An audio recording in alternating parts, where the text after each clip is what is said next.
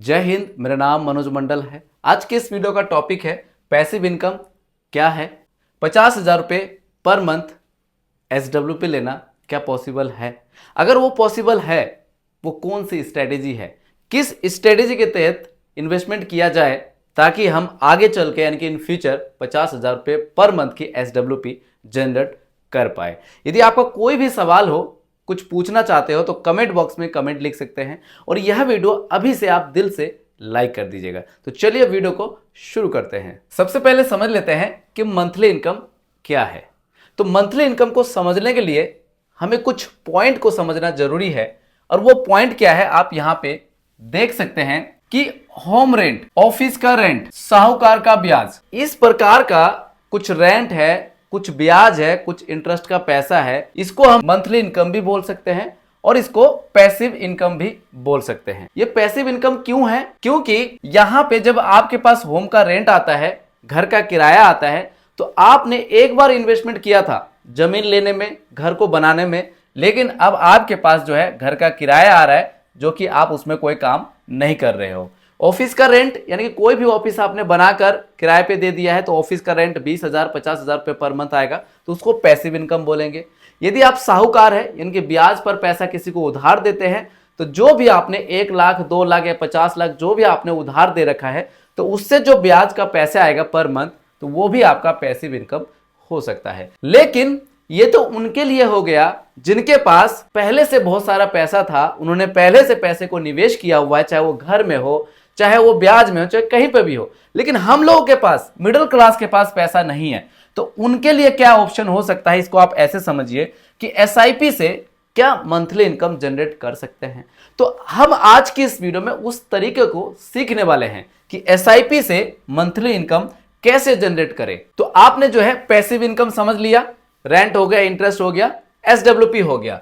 अब यहां पे एक्टिव इनकम को समझते हैं। देखिए, एक्टिव इनकम वो इनकम होती है कि सैलरी, जहां पे आप जॉब करते हैं या कहीं नौकरी करते हैं, तो उससे जो भी आपको 20,000 रुपये पर मंथ, 40,000 रुपये पर मंथ, 50,000 रुपये पर मंथ, 12,000 रुपये पर मंथ, जो भी आपको सैलरी मिलती है, तो उसे बोलते हैं एक्टिव इनकम।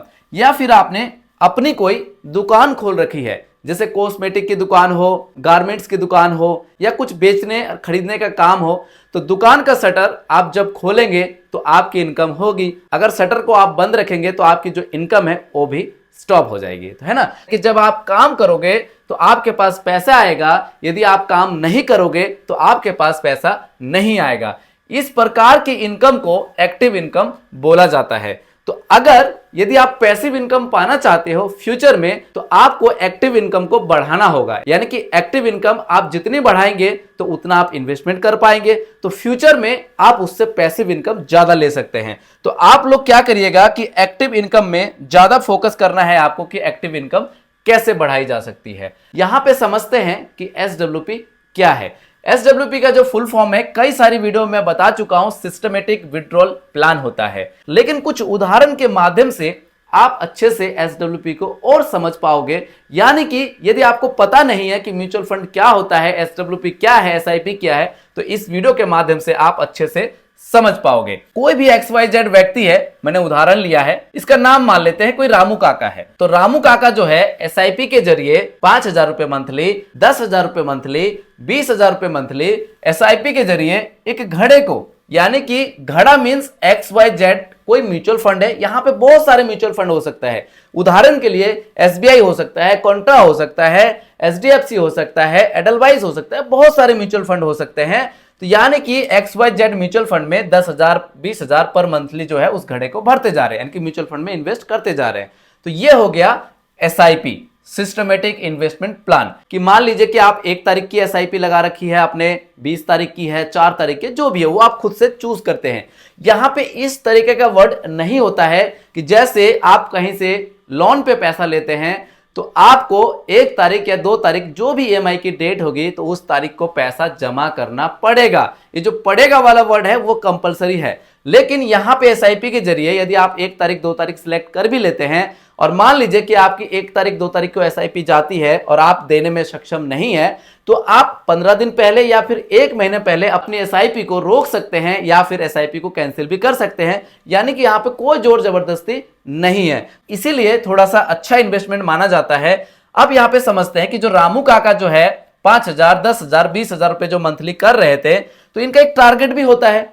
याद रखिएगा कि म्यूचुअल फंड में जब भी आप पैसे को इन्वेस्टमेंट करें तो एक टारगेट लेकर आइए, एक एम लेकर आइए। जैसे कि आपको घर लेना हो, या फिर आपको फाइनेंशियल फ्रीडम पाना हो, या फिर आपको मंथली इनकम जनरेट करना हो, तो उसी हिसाब से आप अपने फंड को चुन सकते हैं। और फंड को चुनने के लिए बहुत सारे वीडियोस ऑलरेडी इस चैनल पे अपलोडेड है, तो उन वीडियो को भी आप देख सकते हैं। तो सपोज दैट रामू काका ने सोचा कि 15 साल के लिए, 20 साल के लिए, 22 साल के लिए, ये हमने उदाहरण मान लिया, तो इसमें कुछ ना कुछ रिटर्न भी मिलता है। अब वो रिटर्न क्या मिलता है, तो हम कुछ पास्ट का रिकॉर्ड देखेंगे, उससे हमें समझ में आएगा कि म्यूचुअल फंड में किस प्रकार से जो है रिटर्न मिल सकता है।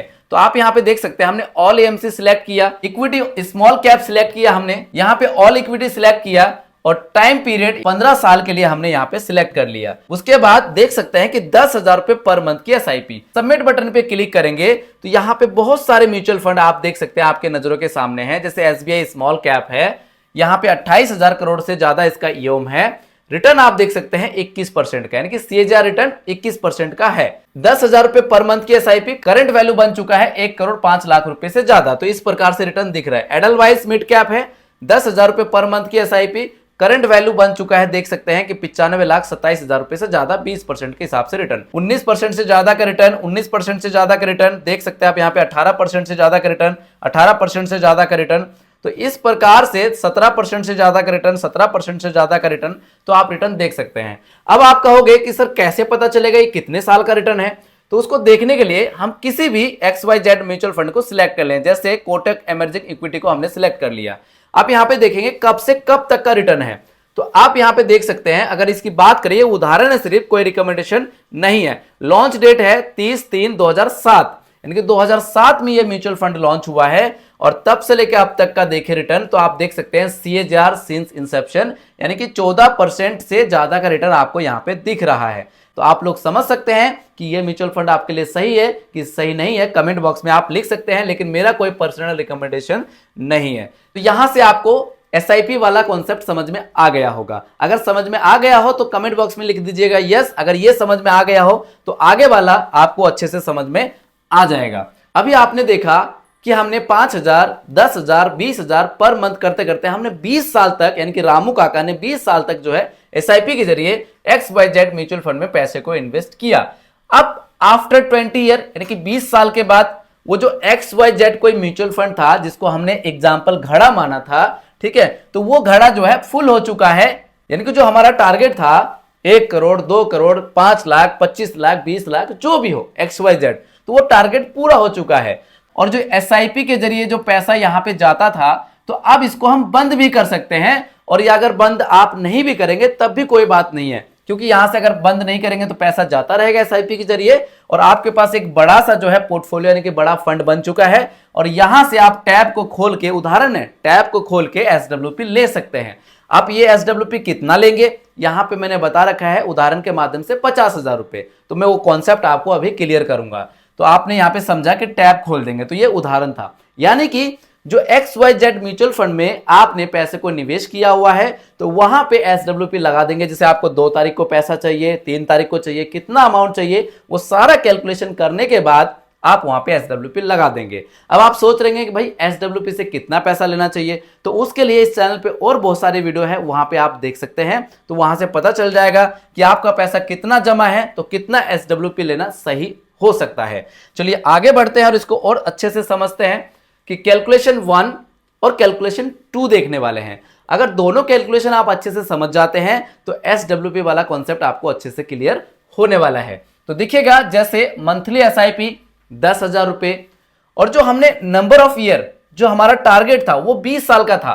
सपोज दैट रामू काका का टारगेट जो था वो 20 साल का था, और एस्टिमेटेड रिटर्न मान के चल रहे हैं कि 14% का रिटर्न मिल सकता है। तो ये जो एस्टिमेटेड रिटर्न है 14% का, ये डिपेंड करता है कैटेगरी के ऊपर कि आप किस कैटेगरी के म्यूचुअल फंड में पैसा इन्वेस्ट करते हैं। स्मॉल कैप में करेंगे तो हाई रिस्क हाई रिटर्न होता है, तो ये डिपेंड करता है कि डेप्ट म्यूचुअल फंड में कर रहे हैं, लार्ज में कर रहे हैं, मिड में कर रहे हैं या फ्लेक्सी में कर रहे हैं, वो डिपेंड करता है। सिर्फ मैंने यहाँ पे उदाहरण माना। तो रिजल्ट देखते हैं और इसको समझने की कोशिश करते हैं। तो हम चले जाएंगे इस पे। तो आपने देखा कि 10,000 रुपए पर मंथ की एसआईपी 20 साल 14% का हमने एक्सपेक्टेड रिटर्न माना। सबमिट बटन पे जैसे क्लिक करेंगे तो क्लिक करने के बाद आप देख सकते हैं जो वैल्यू निकल के आएगा वो 24 लाख रुपए आपका निवेश हुआ 20 साल के दौरान 10,000 रुपए पर मंथ की एसआईपी से।